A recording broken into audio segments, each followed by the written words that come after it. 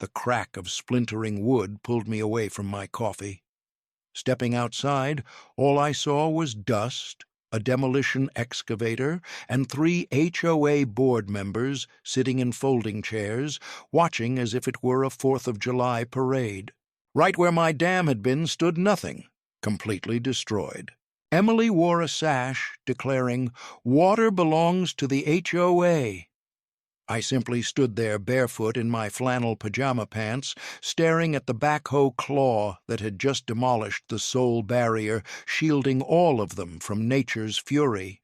Yes, that's me. You might be curious how I ended up here.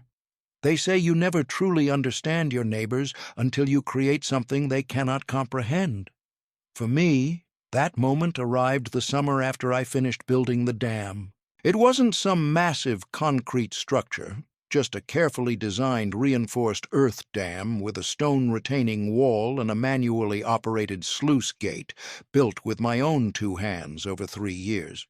Every stone, every piece of timber, every sandbag was set with care, the result of countless hours studying hydrology reports, erosion assessments, and endless discussions with my late uncle, who was a retired Army Corps engineer. My property sits atop a ridge overlooking Oak Hollow Estates, a neat and orderly HOA-controlled maze of cul-de-sacs and beige vinyl houses where flower beds are restricted to just 2 types of mulch. What most of those residents never understood was that the development was situated in a natural floodplain, an area that used to flood like clockwork every 5 to 7 years before I purchased the land and rerouted the runoff through a managed channel system. My dam was the final element constructed to hold back the seasonal rain surge and release it gradually via spillways and French drains. It functioned perfectly. Interestingly, nobody even realized the dam existed for the first 2 years it stood. But the moment Emily moved in and became the HOA president, she began to notice changes like her mulch no longer washing away each April, or the small creek behind her house reduced to a mere trickle instead of a raging stream. She sensed that something was different, but she couldn't quite grasp it. That was risky. I knew trouble was on the horizon when she appeared unannounced by my fence, dressed in white jeans and espadrilles, her face tightened as if she had just tasted something sour. "I'm here about the structure," she said, vaguely pointing toward the dam, which was out of sight from where she stood. "It doesn't fit with the natural look of the neighborhood." I responded calmly that my property was not part of the neighborhood, I was not subject to HOA rules, and I held multiple permits approved by the county, the water district, and the soil drainage office. "I'm still worried about safety," she replied, narrowing her eyes. "If there is no water, what exactly are you trying to hold back? You created something that had no real reason to exist, and that made it questionable." That word questionable lingered in the air like smoke. During the next month, I received not 1, not 2, but 17 violation notices from the HOA. Each one more ridiculous than the last. Unauthorized earth movement, unsanctioned water retention, disruption of neighborhood harmony. I wasn't even a paying member. Still, they targeted me. $300 for causing hydrological disturbances. I put that one aside. Then the letters arrived, threatening to report me to county code enforcement, the EPA, and even FEMA. I replied with certified letters including photocopies of every approval form, clearly marked in red. That's when the flyers appeared. Printed warnings placed in every mailbox in Oak Hollow, alerting everyone about the shadow reservoir on private property, an unregulated body of water being used without permission. They made it sound like I was about to part the waters like Moses down Main Street. I could have taken legal action for defamation, but I chose not to.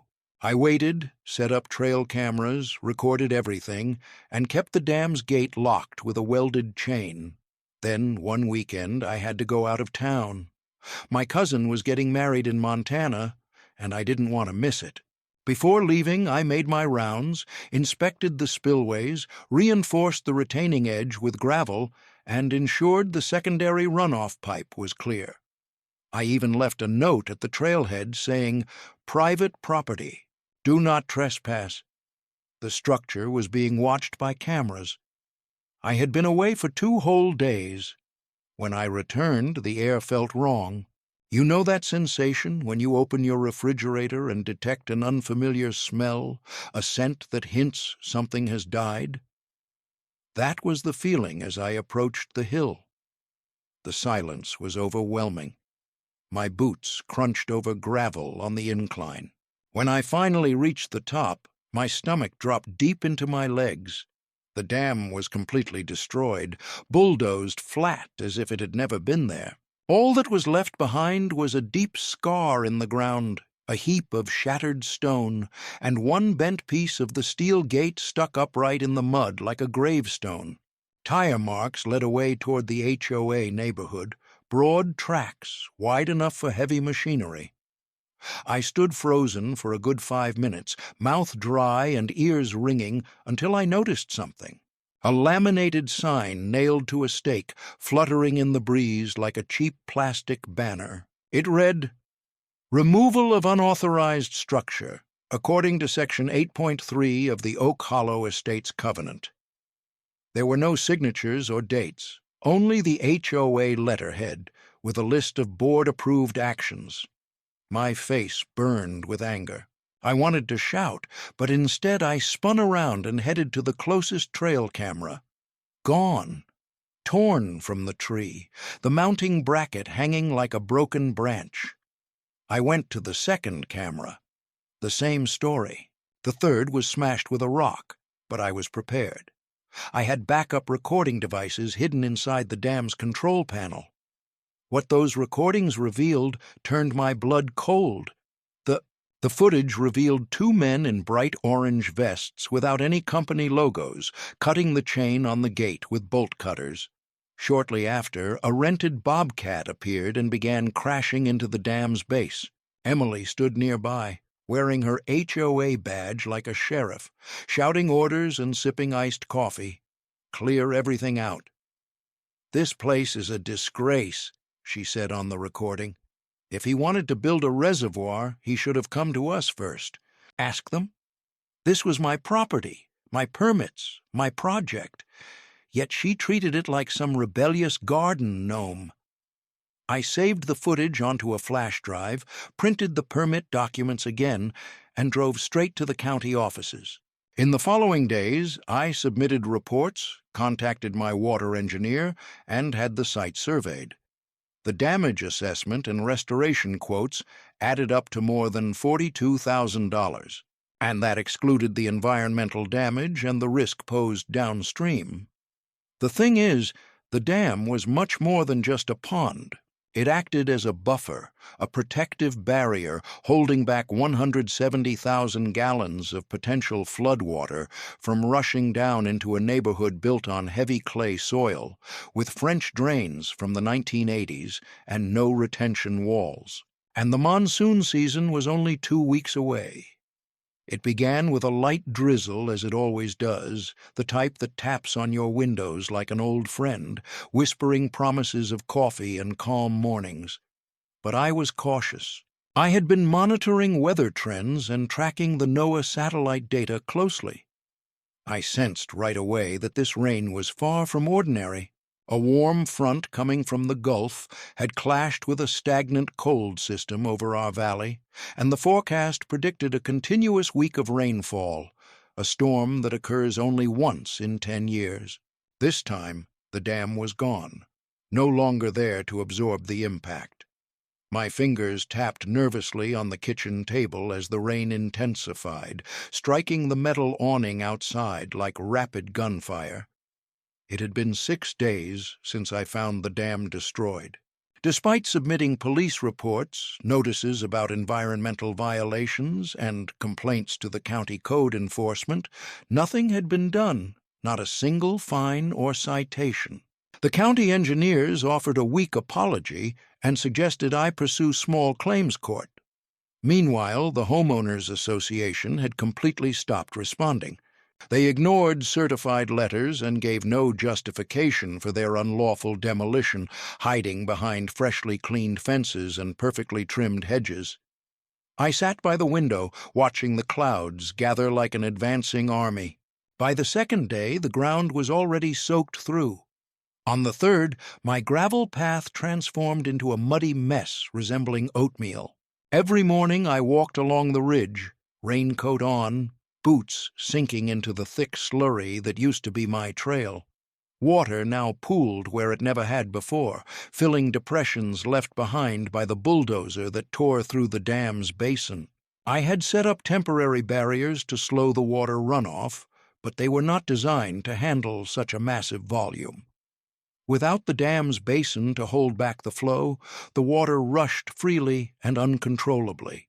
Every drop that struck my hillside flowed directly into Oak Hollow Estates, a homeowners association that boasted through its newsletters about its sophisticated drainage systems and collective accountability. I nearly felt a twinge of guilt, almost. On the fourth night, exactly at 2:37 in the morning, it unfolded. A deep, wet crack shattered the silence like a tree snapping during a tempest. I bolted upright, heart racing, and hurried to the window. Even amidst the sheets of rain, I could perceive the distant rumble of shifting earth. Grabbing my boots and flashlight, I stumbled into the mud. There, down the slope, was the scene. Water was no longer trickling or gathering, it was surging wildly. A vast, cascading flood of muddy water tearing through the top edge of the HOA's boundary like a mudslide straight out of a disaster film. I dashed to the vantage point, and what I witnessed stopped me in my tracks. The retaining wall behind Emily's cul-de-sac, crafted from artificial stone and misplaced confidence, had snapped cleanly at its base. A segment measuring roughly 30 feet lay half down the incline, shattered like a dropped dish. Behind it, Emily's once immaculate backyard, previously adorned with a gazebo and koi pond, had turned into a sludge-filled pit with patio chairs drifting like abandoned pool floats.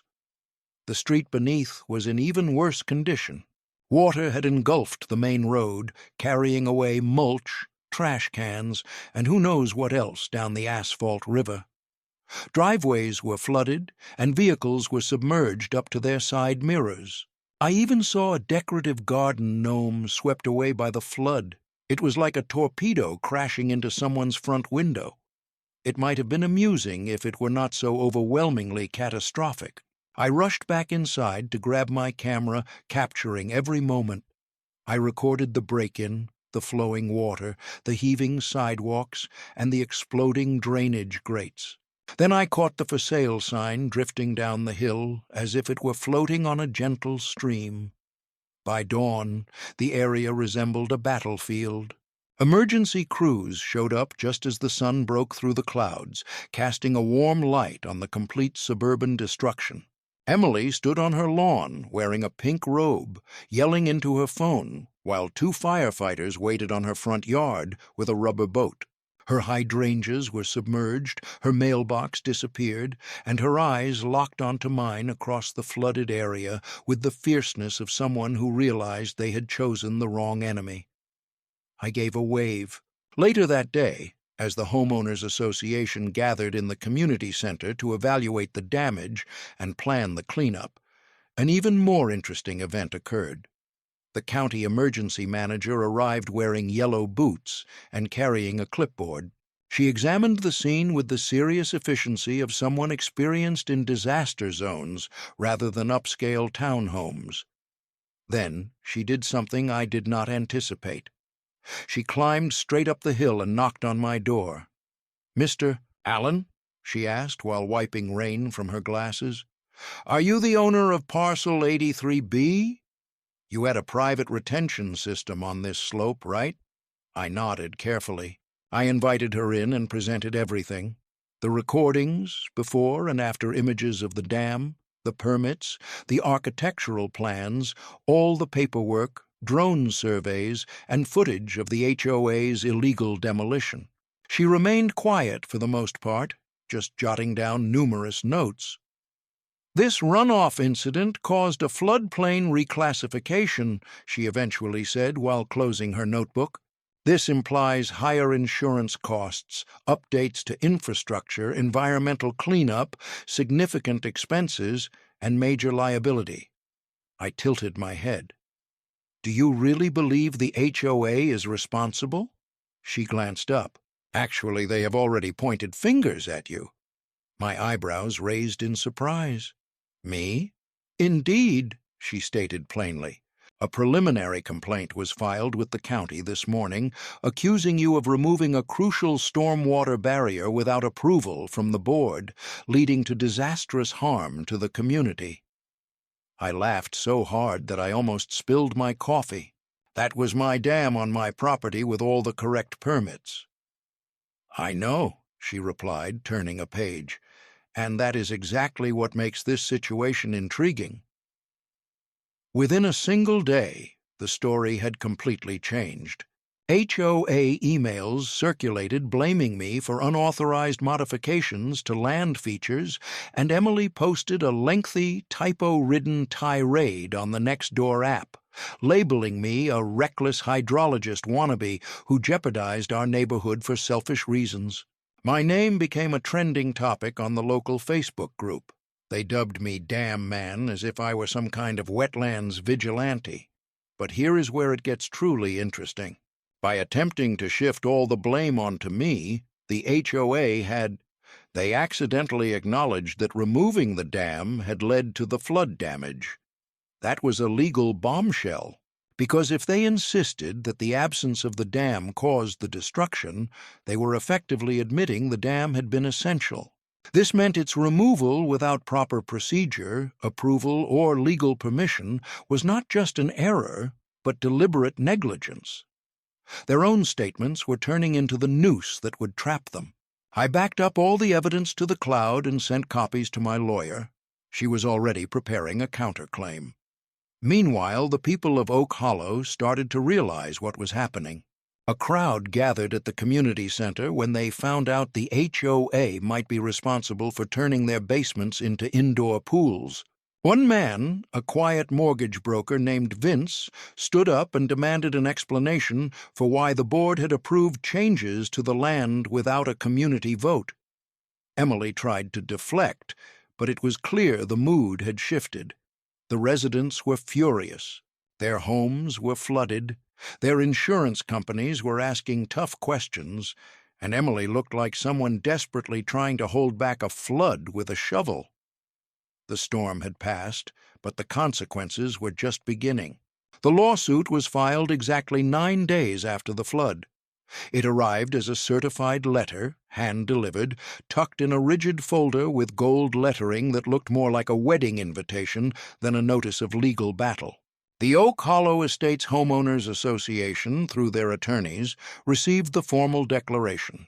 I was being sued for gross negligence, intentional property damage, and reckless alteration of the landscape that caused disastrous consequences for the community. I went over the documents 3 times, standing barefoot in my kitchen. The rain kept falling from the gutters outside like a relentless encore from hell. They were accusing me of causing the flood. Me, the very person who had spent 3 years designing a fix for the exact problem they had just created with bulldozers and arrogance. Their legal story claimed that I had abandoned my retention structure, let it fall apart, and then deliberately removed it without informing the proper authorities, which led to an uncontrolled water release in the watershed. They even presented selective satellite images taken after they had destroyed the dam as evidence of my supposed non-compliance. They had no clue what was coming next. I called my lawyer, Sarah, the same woman who helped me get the original permits for the dam.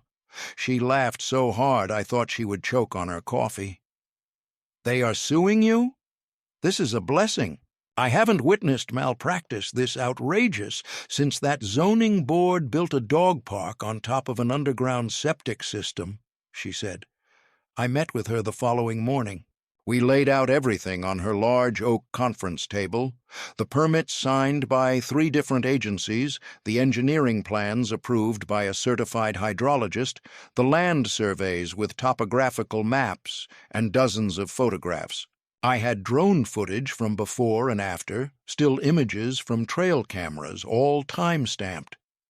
There was even video showing the HOA contractors cutting the chain on the gate, along with audio of Emily saying, "Clear everything. This place is an eyesore." The most compelling evidence was a thermal drone flight from 3 weeks earlier capturing the water distribution patterns and runoff with the dam still intact. Sarah looked at it as if it were a masterpiece. She said with determination, "We are not just going to fight this. We are going to overwhelm them." So we filed a counterclaim. Actually, it was a cross-complaint. We accused them of illegal demolition of a permitted structure, trespassing, damaging private property, breaching local floodplain management rules, and, most importantly, meddling with an engineered water control system during a critical hydrological risk period. Subpoenas were issued to the people who operated the bulldozer. It turned out they were a landscaping crew hired through Craigslist and paid in cash. They had no licenses or insurance and claimed Emily told them it was merely a decorative berm. One of them testified under oath that he had asked if they should get the homeowner's permission first and was told, "He doesn't live here. He will thank us later." The court date was scheduled for 3 weeks later. The HOA, to their credit, stood firmly behind their actions. They called an emergency meeting where Emily told the residents, "I was trying to extort the community using fake science and revenge. Lawsuits. She portrayed it as if I was the one who removed the dam to punish them." However, more and more homeowners began speaking out. Insurance adjusters were prowling like predators. 6 homes had been declared temporarily uninhabitable. Mold was already spreading on the drywall. One family had to move into a motel. Premiums were increasing rapidly. Then the turning point arrived. The County Flood Control Board issued an official statement after performing an independent review of the event. It confirmed in dry bureaucratic wording that the removal of the private retention structure significantly contributed to the severity of flooding experienced by residents in Oak Hollow estates. Translation: The dam was important, and I was not the one who took it down. This conclusion did more than support my counterclaim. It opened the door to something far greater: liability. Emily and her associates had ordered the removal of a registered flood mitigation structure without a court order or notifying the county. This was not merely civil overreach. This bordered on criminal negligence. We appeared in court a month later dressed as if attending a funeral because we were theirs. Their lawyer tried to depict me as a rebellious landowner with a god complex. Someone who built a dam out of ego rather than safety, and then deliberately destroyed it during the most hydrologically unstable month of the year. But Sarah was prepared. She played the drone footage on a huge screen. The screen displayed for the jury revealed the dam, perfectly intact 1 week and completely vanished the next, followed by dramatic footage of the mudslide that tore through Emily's backyard like a bulldozer made of thick liquid. Then she handed out laminated copies of my permits, all highlighted, dated, and signed. The turning point came when she presented the HOA's own meeting minutes authorizing the demolition. Someone on the board, thankfully, had included the phrase, "Take care of the dam issue while he's gone," in the summary. The courtroom fell completely silent as the judge read those words aloud. Emily shifted uncomfortably, like someone sitting on a burning ember. When we brought the contractor in for cross-examination, things only got worse. Sarah questioned, "Did you get permission from the landowner to take down the dam?" "No," he replied. "Did you have any official documents from the county approving this?" "No." "Did you inform anyone at the HOA that you doubted its legality?" "Yes, I told the blonde lady." "And what was her response?" He cleared his throat and said, "She told me," and I quote, "This entire neighborhood is on our side. He's just some loner with a hill and a grudge." The jury's faces did not show confusion. Instead, they looked angry. The final decision arrived 2 weeks later. The judge dismissed the HOA's case completely, citing lack of merit, malicious intent, and, in his words, gross procedural misconduct. Then, regarding the counterclaim, the HOA was found liable on 4 counts: unlawful demolition, property damage, and more. Environmental code violations and careless contributions to city flooding led to serious consequences. The HOA was mandated to cover damages, including $1,870 for structural repairs, $620 for environmental cleanup, $130 for legal costs, plus $50 in punitive damages as an extra measure. I left the courthouse holding a check that exceeded the amount I had invested in building the dam. Yet winning was not about the money.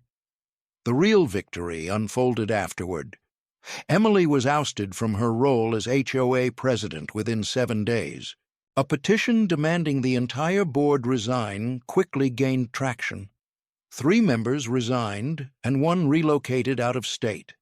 The HOA agreed to establish a new oversight committee to prevent any more unilateral decisions. Best of all, my land was officially redesignated as an environmental buffer zone, completely protected from HOA regulations. This meant no more warning notices, no more pink clipboards, no more laminated threats hanging on my gate. Instead, there was peace, gravity, and water exactly where they belonged. I never imagined that ending a conflict could be so calm. No gavel banging, no applause, no fireworks. Just the gentle settling of backfilled earth and the steady tapping of shovels as a group of neighbors united to restore what ignorance had tried to destroy. My dam, once labeled a threat to community aesthetics by the HOA, was rebuilt stone by stone under a sky that no longer loomed ominously. This time it was not only me stacking rocks or calculating spillway angles. Vince from Lot 9, who used to ignore me at the feed store, was there helping too. Martha, who lost her herb garden to the flood, was among those affected. Even the Martinez twins, whose basement was still being stripped of mold, were handing me rebar as if it was a form of penance. No one spoke openly about the trial, yet the impact of what had occurred was felt in the cautious way people moved and the careful thought behind their steps. A new, shared respect emerged for the land, the water, and unexpectedly for me. It felt odd to be thanked for something I had once been blamed for, but that is how things work in small-town America. One moment you are seen as the angry hillman with a doomsday shelter, and next you become the person who saved the town's foundations. Time and floodwaters have a way of cleansing reputations. The county delivered its final judgment only 2 weeks before. Not only had the Homeowners Association lost their case and been held responsible, but the judge, visibly frustrated with their excuses, referred their conduct to the state attorney general's office for further review. That added investigation revealed years of mismanaged fees, secret contractor deals, and enough bylaw breaches to fill a courthouse. It turned out Emily had been awarding landscaping contracts to her nephew's company at 3 times the usual cost. The campaign promoting flood-resistant mulch they had launched the previous year was a scam. The fund meant for emergency retention basins was drained on administrative meals and educational retreats. There were subpoenas, interviews, and audits. I didn't have to take any action myself. The system was already doing its work. This time, the teeth finally snapped. Emily tried to deflect blame, of course. She pointed fingers at the board and claimed everyone misunderstood her intentions. At one point, she even insisted I hacked the HOA emails to frame her, but the evidence told a different story. as did the digital breadcrumb trail leading straight to her PayPal account labeled HOA Executive Consulting Fees. By the end of that month, the HOA was officially dissolved. County inspectors had declared it both functionally compromised and administratively negligent. What that meant in practice was incredible. No more dues, no more violations or laminated notices about mailbox colors or yard decorations.